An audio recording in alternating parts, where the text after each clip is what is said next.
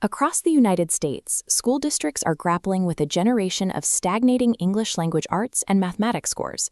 District leaders and policymakers have spent decades searching for a high-impact intervention, a single strategy to instantly correct these metrics. Current debates over the science of reading typically focus on instructional methods like phonics, yet they rarely address the biological architecture required to process that instruction. Increasing the intensity of standard drills often fails because it overlooks the student's underlying capacity to manage abstract information. True academic improvement requires a structural upgrade to the brain's cognitive framework, rather than a simple change in the daily lesson plan.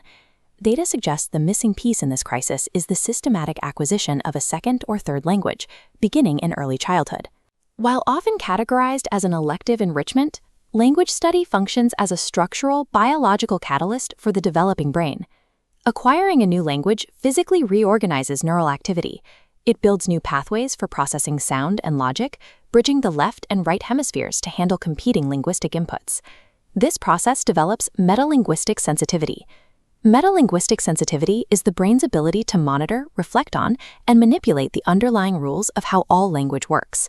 Without this multilingual exposure, the brain lacks the essential neural scaffolds that make high-level reading and mathematical reasoning possible.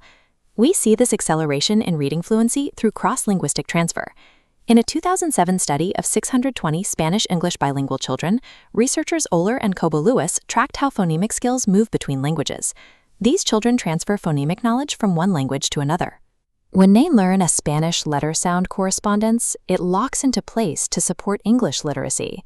Managing two distinct sound systems sharpens the brain's decoding mechanics, making it highly efficient at processing written text. This enhancement occurs even when the languages use entirely different writing systems. A 2012 study on Korean-English bilinguals proved that children outperformed monolinguals in phonemic awareness, despite having limited exposure to their second language. Managing competing phonological systems grants children superior cognitive precision. They become more adept at analyzing sounds, which is the primary predictor of future reading success. Essentially, multiple languages provide a high-intensity workout for the brain's reading centers, making standard English comprehension far more intuitive. The data also reveals a direct link between language acquisition and mathematical achievement. A 2025 meta-analysis from Cambridge University Press confirms that learning a second language significantly improves numeracy performance in early adolescence. This improvement is driven by symbolic processing, the mental capacity for holding and shifting abstract concepts in working memory. Switching between languages uses the exact same mental muscle required to decompose a math equation. Neuroimaging confirms these linguistic structures provide the foundation for logical sequencing. Because mathematical cognition is partially language-dependent, monolingual students often lack the representational flexibility required for advanced algebra and symbolic reasoning. This biological data dictates a shift in educational policy. Language learning should no longer be treated as an elective or a secondary skill. To address falling scores, sustained multilingual learning must be funded as a core intervention for literacy and numeracy. The empirical evidence is clear.